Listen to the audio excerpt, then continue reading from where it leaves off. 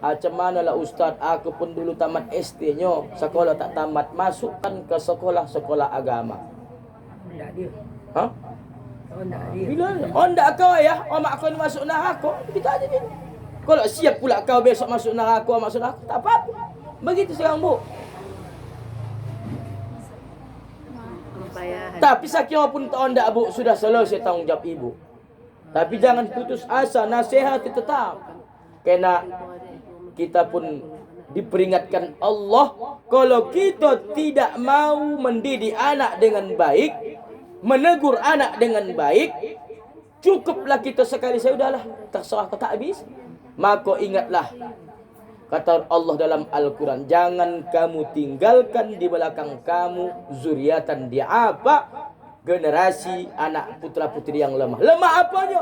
Lemah imannya. Inilah besok mudah dirongrong. Kata Profesor Abdullah Saim Abu, mantan ketua, bukan tidak mungkin nanti ibu-ibu yang dirahmati Allah 20 tahun lagi anak ibu jadi musuh ibu. Mengapa begitu Ustaz? Udah berani dia menyalah-nyalahkan amalan ibu. Amalan Nabi tu mak baca tu. Amalan Nabi dari mana itu sumbernya tu? Neng dalilnya kata. Hati-hati Bu. Itu baru pakai dalil. Bisa saja besok ibu meninggal, kan? Tak dikasihnya orang mentalkinkan ibu, mentahlilkan ibu, mendoakan ibu. Macam mudah kejadian kan Bu, ada kejadian kan? Ditobasnya ni tenda-tenda ni. Orang memasak, itu kan istilah bahasa dokah. Kalau turunan itu saya tak sepakat. Saya belajar dulu sama Ustaz Sahlan, turunan itu tak boleh. Turunan mayat tak boleh. Hati-hati ya, tak boleh. Turunan masak daging, tahu kan? Tak boleh tu Bu. Kalaupun anda bilang jangan turunan sadokah, tak boleh turunan itu. Marah dia. Tak boleh ni. Orang tu berpatokan kepada dalil. Ketika Sayyidina Za'far meninggal, disuruh Rasul, hibur kamu keluarga Za'far, bawa makanan, bawa minuman, hibur dia. Pati orang tu mengambil kesimpulan, orang nang hidupnya membak makanan kadang mati tanding balik ni umumnya Sumatera Utara, kenapa tak balik ikut orang nang musibah menyiapkan makanan? Salah patokan orang tu mengambil ayat tu, hadis tu, bukan begitu maknanya. Ya, bawa makanan juga kita tak masalah. Tuan rumah, kalau tak ada pula anak yatim, walaupun dia anak yatim tapi ayahnya 7 turunan tak miskin-miskin, apa salahnya? Sedekah untuk almarhum. Ini salah jambar ini, hati-hati. Makanya mak sekarang faham. Ya. Ibu-ibu yang dirahmati Allah Subhanahu wa taala, ini tanggungjawab kita meletakkan akidah yang tepat. Karena besok siapa tahu anak kita menjadi musuh kita Bu. Sudah ada nyatanya. Omaknya dulu ahli sunnahnya, begitu meninggal yang ahli sunnah ni, anaknya orang Wahabi. Ditutup orang ni mayat omaknya ni orang tua bilang, jangan ditutup. Dalam ajaran kami tak boleh ditutup mayat. Mandi disiapkan embeh, jangan mubajir, cukup satimbo saja memandikan mayat. Nak ditalkin bid'ah. Tahlil tak bid'ah. Pala adiknya dibawalah tahlilan ke rumahnya.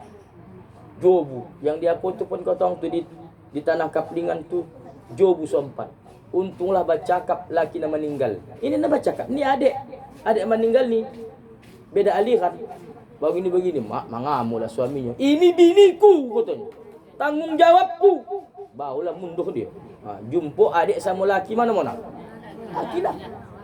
Hendak dimasukkan dah faham. Ibu pun besok siapa jamin? Meninggal besok jangan kamu talkinkan omak ni yo. Tak saja. Tak itu bid'ah itu katanya. Gawat kita. Kuliah ke luar negeri itu banyak begitu. Bangkunya jangan salah jalan. Kita ni Bu, banyak penyesalan ni. Pertama, ada namanya penyesalan yang bisa dirubah. Salah cukup rambut bisa dirubah. Tapi kalau dah salah menuntut ilmu toriko ini gawat. Tidak kan bilang kan tu Ustaz yang dari Mekah yang paling aku bagi bilang kan. Iya. Begitu banyak patokan lah. Ustaz Somad, Ustaz Ahli Hidayat, Ustaz Ar-Roji, Habib itu lurus aja kan. Nah, Ibu-ibu yang Allah, yang kedua tazidul ilmi. Inilah tadi. Tambahi ilmu kita. Jangan cukup dengan ilmu yang ada. Anak-anak kita tadi menguatkan tadi. Masukkan mereka ke pendidikan-pendidikan agama. Jangan pakai nak gratis. Ini ada bu yang dibilang ibu seminar tadi. Ada ni sekarang orang ni menawarkan gratis tis. Termasuk ada pesantren di Sipori-Pori. Maka sekarang sudah ada pesantren dibentuk baru, alumni Gontor, alumni Purba, mereka membentuk pesantren untuk mengkenter. Ini ada pesantren juga sudah lama berdiri, namanya pesantren yang berbau Wahabi. Hati-hati kita bu. Bedain saja ya, Yasin boleh, Yasinan tidak, tahlil boleh, tahlilan tidak, maulid boleh, maulidan tidak, bisul boleh, bisulan tidak. Jadi tajidul ilmu, ziyadatul ilmi, tambahi ilmu. Kita pun begitu juga. Ya. Dalam rangka kita yang bermajlis taklim ni, udah berapa puluh tahun kita jadi anggota wirid. Coba dua evaluasi. Udah hafal yang surah Yasin? Udah? Bapak hafal? Bapak udah hafal? Ini Kang, udah kalau main sepak bola udah senior. Kan? Udah pemain senior, tak hafal juga. Payah ya? Payah. Ditingkatkanlah. Tak pun bisa menghafal pinomat bacaannya, ditingkatkan. Jangan pas-pasan saja. Karena perwiritan ini terus berlanjut, estafet kepemimpinan. Makin dipoles, makin bagus. Bacaan makin bagus. Dirubah sekali nadanya. Hari ini kita nahda rasio, besok nada nahwan pula. Jadi ada semacam warna dalam majlis taklim tersebut. Anak-anak itu juga dididik. Masukkan orang itu ke tempat-tempat pengajian, karena tanggung jawab kita sama Al-Quran ni ada bu. Jadi Al-Quran ni bukan hanya sekadar diturunkan Allah, hanya sekadar diturunkan, melainkan tanggung jawab kita ada. Tanggung jawab kita untuk membacanya. Ada kaidah-kaidah, karena dia adalah kalamullah. Salah huruf berubah makna. Dan harus ada nada yang bisa cocok dengan nada Al-Quran tersebut. Dan kalau anak-anak awak terdidik dengan Al-Quran, dia bisa jadi imam. Ini karang sodih awak garang. Saya pernah dengar itu di musola-musola. Dan tua-tua ni juga lah yang maju. Tak ada generasi saya tengok. Bahkan saya sampaikan juga kemarin di Usal Madratu. Rajin kamu mengaji. Tuntut ilmu mengaji. Ya. Sekarang ini sangat dibutuhkan yang namanya penghafal-penghafal Al-Quran untuk imam. Dan orang tua sonang. Ini yang payahan, menghafal-hafal surah pendek pun yang payahan. Inilah dia akibat geget. Membaca apa Kang? Sangkut-sangkut. Qul ya ayyuhal kafirun la a'budu ma ta'budun wa la antum 'abiduna ma'bud wa la ana 'abidu ma 'abadtum wa la antum. Tak dapat ni ujung-ujung ayat ni. Kan? Solat berjamaah pula ini bu, solat maghrib. Palak kawan yang lah mulai ni aku nak pergi. Lakumkanlah, lakumkan kata. Lakum dinukum waliyadin. Batal jamaah. Kan? Pahala ada pula. Lakumkanlah, lakumkan. Ini Kang membaca ayat apa nama yang hampir sama itu. Inna a'tainakal kautsar fasholli li rabbika wanhar. Inna syani'aka huwal abtar. Bisanya Kang tak hafal juga. Inna kata. Datang kawannya pala. Inna lillahi wa inna ilaihi raji'un. Dia hafal dia ayat pendek. Maka tanggung jawab kita untuk mendidik anak-anak kita ni, generasi kita ni, mereka untuk menambah ilmu. Saya bilang tadi lah, tak mampu kita untuk mengajar mereka kerana keterbatasan kita, maka serahkan mereka kepada madrasah-madrasah yang bisa membimbing mereka. Kerana cobaan akhir zaman ini luar biasa. Jangan sampai besok kita, ya, ketika jenazah kita sudah tak bisa lagi mengapa-ngapoi, yang tak bisa mengapa-ngapoi, orang tu pun hendak hati orang tu berjenazah awak. Kalau anda protes tak apa-apa, masih hidup tak protes. Oh ya, apa yang kau buat ni? Aku ahli sunnah. Kalau bisa bercakap, tak bisa bercakap. Apa boleh buat? Nah, yang ketiga ibu-ibu yang dirahmati Allah, ini ziyadatul, yang ketiga ziyadatul amal. Tingkatkan amal kita. Maka Muharram banyak amalan-amalan yang jangan sampai kita tinggalkan. Kemarin alhamdulillah walaupun agak potang turun hujan tu, adalah agak doras lah sikit. Sekira mandi bu agak kapasah. Itu dapatlah dia. Dibacalah Allahumma sayyiban hani'an wa sababan nafi'an bi rahmatika ya arhamar rahimin. Ya kan, Bu? Niatkan penyakit zahir maupun batin. Jangan penyakit zahir saja, Bu. Penyakit batin ni pun polo nak dihilang-hilangkan sikit. Penyakit murah marah, penyakit murah suntuk, murah frustasi, padongki, padondam, iri hati, hilangkan. Allahumma sayyiban, ya Allah berkah hujan yang turun di bulan Muharram. 1 Muharram bulan barakah. Hanian yang cukup lebat. Wasababan, sebab hujan ini, wa nafi'an, ya Allah segala penyakit zahir, penyakit yang ada di tubuhku, eser-eser, kurap, panu, kadas, kelilinglah pokoknya, hilang. Dan terutama penyakit batin, ya Allah, bi rahmatika rahmar rahimin. Alhamdulillah. Mandi kemarin, alhamdulillah saya dapat. Saya bawa anak-anak saya, ya. Banyak juga saya tengok jiran-jiran saya. Tapi itulah, pandai-pandai awak. Jangan pula gara-gara anak mengkerojokan sunnah jatuh ke haram. Mengelakkan hantu, kata Ustaz Sahlan dulu almarhum, tak perlu dibegu. Udah tak jatuh, tak timbul tangguh, kono ti ayam pula. Tak dapat pahala, melainkan dosa. Mengapa begitu berhenti hujan, udah antri di belakang buah semidah 5 orang cowok. Ya kan? Apa salah tesyen. Elok. Tutup juga aurat awak. Ini silahsanya itu badan kono. Udah nampak, udah kono semua itu kalau diniatkan. Niat kuncinya. Innamal a'malu binniyat. Karena asbabul urut turun hadis, innamal a'malu binniyat itu adalah ketika Nabi hijrah. Maka starting pointnya di sini, Bu. Banyak amalan kita, termasuk memperbanyak puasa sunnah. Tak cukup dengan puasa wajib. Tengok kan, Bu.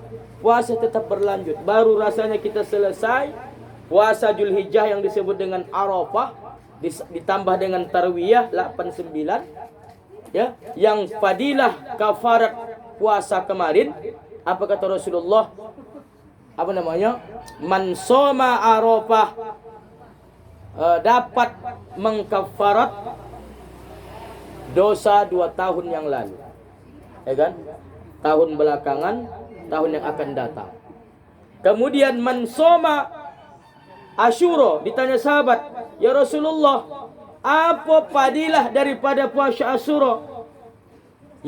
Sauma Asyura yukaffir sanatah, dapat mengkafarat, mentipik, mendelet dosa setahun yang lalu. Kalau Arafah tadi 2 tahun, Bu, yang lalu, yang akan datang. Kalau Asyura dapat mendelet, mentipik dosa setahun yang lalu. Engkau amalkan ini. Cuma kata Rasulullah, pesan Rasulullah, Bu, ini hadis hamiyah, Ustaz. Iya. Cita-cita Nabi tak sempat mengkerojokannya, Bu. Ketika Nabi mandi Muharram beserta sahabat, ondaknya kita nanti puasa Muharram atau puasa Asyura, kita tambahi, ya. Kenapa begitu, ya Rasul? Ya, Khaliful Yahud, membedakan sama orang Yahudi. Orang Yahudi, Bu, umatnya Nabi Musa puasa Asyura, puasa. Tapi mereka puasa menghormati Nabi Musa selamat. Kita mengapa puasa Asyura? Mengikut Nabi Muhammad SAW. Karena kita lebih berhak untuk menghormati Nabi Musa. Maka bolehlah ibu tambah nanti Tasu'a atau tambah nanti 11. Tasu'a, Asyura, Muharram. Kotok orang tu dah. Walaupun tak mampu, pinomatlah 1, 9, 10. Enak begitu, finalnya 10. Macam Tarwiyah sama Arafah. Kalau nak 11, pasti nanti ibu puasa Ahad, Senin, Selasa. Apa niatnya? Biasa aja deh. Nawaitu sauma Asyura rak'ataini lillahi ta'ala. Tambah sunat boleh. Tak bisa aku bahasa Ustaz. Bahasa Indonesia, Bu. Allah bahasa Jepang pun tak. Mga ay ni Ustaz. Rakatain astagfirullah. Nawaitu soma Ghadin. Nawaitu soma Asyura sunnatan lillahi ta'ala. Kan itulah. Ini pakai nak copat ni. Ingat itu ya. Memang harus diingatkan Ustaz. Nanti mau lupa. Mohon maaf. Sengaja aku puasa oleh nak Ghadin pun boleh, tapi kalau puasa sunat tak apalah pakai Ghadin. Langsung aja. Apa nama ibadahnya? Nawaitu sauma Asyura sunnatan lillahi atau nawaitu sauma sunnata Asyura boleh. Karena kalau puasa sunat boleh berniat sebelum makan sahur. Nah, ibu-ibu yang dirahmati Allah, puasa kita disuruh. Ustaz, aku sudah tua-tua ni tak lalu. Puasa Ramadan pun lepas, alhamdulillah. Jadilah. Udah? Kemudian apa lagi? Solat diperbanyak, solat sunnah. Selanjutnya bersodakoh. Karena hari Asyura disunatkan kita bersodakoh. Ya, melebihkan belanja. Mawasa kata Rasulullah, lebihkan belanja kita nanti di Asyura dengan harapan, dengan niatan semoga Allah melimpahkan rezeki kita sepanjang tahun yang akan datang. Amin ya rabbal alamin. Makanya kata Nabi mengingatkan kepada istrinya, wahai istriku Khadijah, kalau kau masak banyakkan kuahnya. Apa pahamnya? Silingkan nang sikit bisa berbagi, apalagi banyak. Jangan besok bubuh Asyura tu babuang tanggal 11 babuang dalam keranjang tong sampah. Kasihkan. Kalau jiran ibu sama Asyura entahkan ke kamar kubah. Sedekah gitu, bersedekah. Menyantuni anak yatim pula jauh. Panggil paket online. Santuni anak yatim, Bu. Kenapa? Karena Asyura ini starting point kita untuk menyantuni anak yatim. Kumpul dana, panggil anak yatim. Tak apalah banyak-banyak. Panggil anak yatim, kasih mereka sedekah. Ini memanggil anak yatim, tak siksa anak yatim. Dipanggil anak yatim, disuruh baca Yasin, diundang jam 4. Baca Yasin 3 kali, tahlil. Begitu tahlil orang ni, kan la ilah, salingkan panas ya cuaca kipas angin. Tak singkap lah ini dalam apa ni, dalam tutup koran ni. Rupanya mi. Ya Allah, mi nya rupa. Dipikir orang tu ayam goreng. Ya, podas pula mi itu. Sampai rumah dimakan anak-anak yatim ni sakit perut. Tekor anak yatim. Janganlah kita siksa anak yatim ni. Diserpes lah dia. Karena kata Rasulullah, siapa yang menyantuni anak yatim macam begini kata Rasulullah, aku bersama menyantuni anak yatim beginilah di surga. Bayangkan ibu Lin, jadi telunjuk sama jari tong, salingkan dokat. Karena Nabi sendiri anak yatim. Maka siapa yang menyantuni anak yatim seolah-olah dia menyantuni Rasulullah sallallahu alaihi wasallam. Maka panggilan anak yatim, sapu kepala anak yatim. Ya. Macam ibu-ibu besok kalau didampingi ayahnya, jangan ibu sapu kepala ayahnya. Anak yatimnya disapu kepalanya. Jangan bapak-bapak itu juga didampingi anak yatim ni lah, didampingi maknya. Jangan salah sapu bapak tu. Tak sapunya pula kepala mak anak yatim. Sepondok. Disapu dengan tangan kiri kata Rasul, tangan kanan mengkasih apa bu? Amplop. Jangan amplop isinya. Bang tak berisi. Jadi itu namanya kita. Kerana Muharram ini termasuk adalah bulan menyantuni anak yatim. Istighfar juga diperbanyak. Kerana hampir seluruh Nabi dan Allah terkait dengan bulan Muharram, tepatnya Asyura. Nabi Adam dijumpakan dia, diterima taubatnya karena dia membaca Rabbana zalamna anfusana wa illam taghfir lana wa tarhamna lanakunanna minal khasirin. Nabi Yunus selamat dari perut ikan. Ya kan, Bu? Di dalam perut ikan Nabi Yunus, nama ikannya Nun. 3 salamatuz zulumat, 3 kegelapan berjumpa kata Rasul. Pertama kegelapan di dalam perut ikan, kegelapan di dasar laut, kegelapan di malam hari. Kita kang mati lampu sabotah udah takojut. Oci-oci ini sudah entah apa begotnya. Boh tu lah PLN ni kot. Nabi Yunus, Bu, 3 kegelapan berjumpa. Salah satu zulumat, 3 kegelapan berjumpa. Maka Allah mengajarkan apa kata? Ya Yunus, baca ini. La ilaha illa anta subhanaka inni kuntu minaz zalimin. Mamulas ikan nun tadi, Bu. Mamulas. Kebetulan di apotik di apa namanya di latar laut tak ada apotik, dimuntahkanlah Nabi Yunus. Ini kata para ulama salusuh bagi kita yang lagi hamidah. Hamidah, tahu Bu hamidah? Inilah obat salusuh ini, Bu. Jangan pala susah-susah boleh kelapa hijau. Tak apa. Inilah obat salusuh. La ilaha illa anta subhanaka inni kuntu. Oh ya anakku dalam kandungan. Ya, keluarlah kau secara lancar macam mana ya Nabi Yunus keluar dari perut ikan nun. Rabbana zalamna tadi itu, Bu. Kalau ada dosa-dosa yang tersurat, Rabbana zalamna telah perbanyak. Karena Nabi Adam 40 tahun dia sujud memohon ampun baru dikabulkan Allah. Bayangkan kita. Tapi Nabi Adam, Bu, satu dosa dan kesalahannya terusir dari surga. Kita dah buat kesalahan, ingin masuk surga. Nah, yang terakhir, tajidul khair, tambah kebaikan kita di hadapan Allah Subhanahu wa taala. Kurangilah kira-kira sikap-sikap kita yang kurang tahun yang lalu. Kita sebagai istri, sebagai ibu rumah tangga, sebagai mertua, kurangi keegoisan kita. Dan yang terakhir, 4 resep kalau ndak ibu bahagia. Ndak ibu ku kasih resep bahagia. 4 kata Imam An-Nawawi Al-Bantani. Yang pertama, Bu, untuk dosa-dosa kita ingat. Mengapa begitu Ustaz? Supaya kita mawas diri. Ingat dulu kita waktu muda dulu dah meninggalkan solat, puasa kelelehan, apa lagi? Macam-macam lah. Yang kedua, untuk apa lagi satu lagi?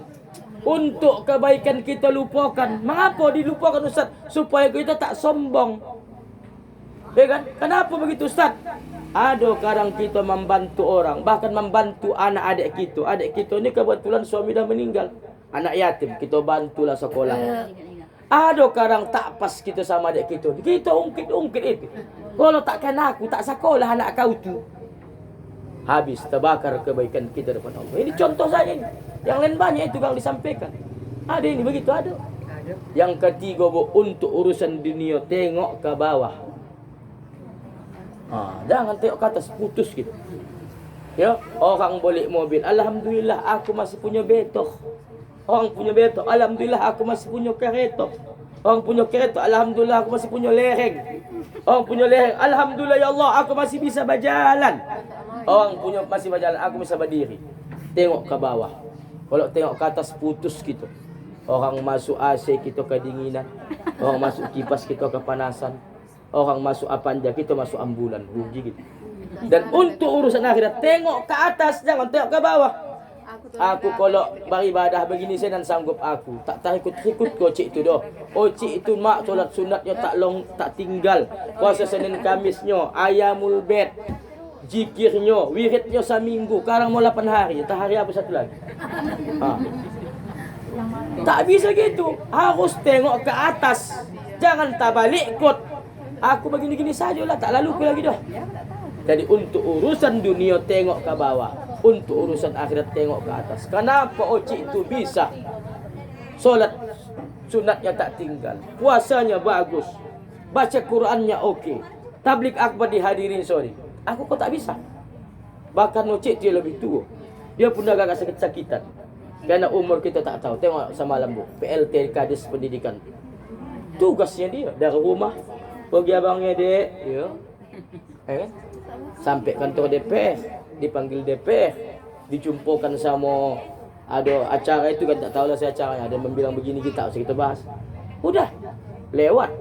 Macam manalah perasaan istri anak. Lakiku tadi pergi baik-baik saja, pulang sudah tanpa nama, tinggal nama. Tak tahu kita, Bu. Maka selagi hayat masih di kandung badan, berusahalah kita menjadi hamba yang terbaik. Karena kita tidak tahu amal mana besok yang diterima Allah, yang menjadi pemberat amal timbangan kita di akhirat dan menyebabkan kita masuk surga. Demikian yang dapat disampaikan. Kepada Allah mohon ampun, kepada kita yang ada mohon maaf. Wabillahi taufik wal hidayah. Wassalamualaikum warahmatullahi wabarakatuh.